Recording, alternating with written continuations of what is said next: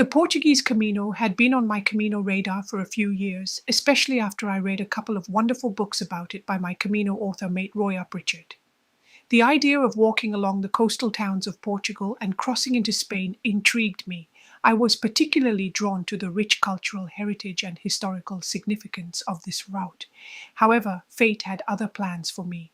One winter, my travel companions and I set off on a different adventure on the Camino de Invierno, also known as the Winter Way.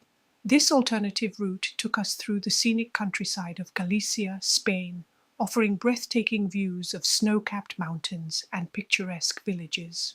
Although it wasn't the Portuguese Camino I had originally intended to walk, the Camino de Invierno proved to be equally stunning and captivating in its own unique way. But still, the dream refused to die, and despite the Portuguese becoming the second most popular route, and therefore not meeting my criteria of a remote and lesser-known way, it called to us remorselessly.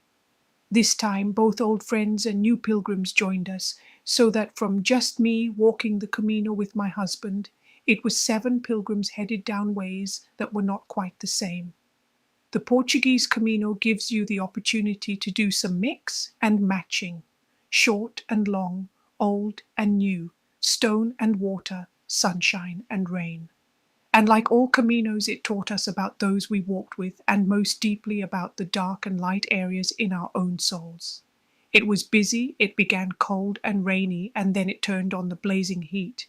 And just when we feared we might melt, green forests enveloped us with birdsong and dappled green shades so delicious that you could imagine it as a divine nectar.